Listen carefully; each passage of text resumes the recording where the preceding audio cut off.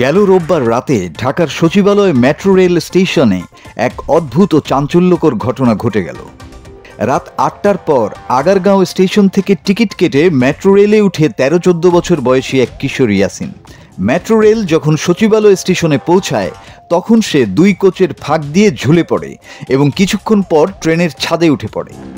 সঙ্গে থাকা আরেক কিশোর দ্রুত রেল লাইনের উপর দিয়ে দৌড়ে পালিয়ে যায়।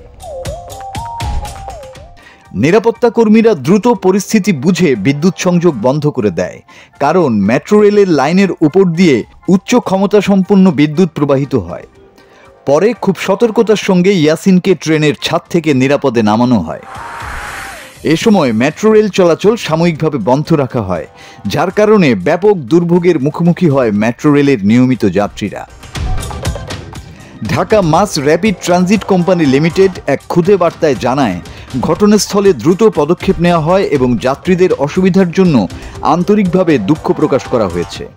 কর্তৃপক্ষের ধারণা, ইয়াসিন কোনো শিশু সদনে ছিল এবং কিছুটা মানসিক অপ্রকৃতস্থতার কারণে এমন কাজ করে থাকতে পারে। অন্য কিশোরের পরিচয় ও অবস্থান শনাক্তের কাজ চলছে। মেট্রো রেল চালু হওয়ার পর এ ধরনের ঘটনা আর ঘটেনি। এবারও নিরাপত্তা কর্মীদের তৎপরতায় বড় কোনো দুর্ঘটনা ঠেকানো গেছে। তবে মেট্রো রেলের উপর ছাদে ওঠার মতো বিপজ্জনক কাজ থেকে সবাইকে সাবধান থাকার আহ্বান জানানো হয়েছে। মাসুদ হাসান, বাংলা টিভি।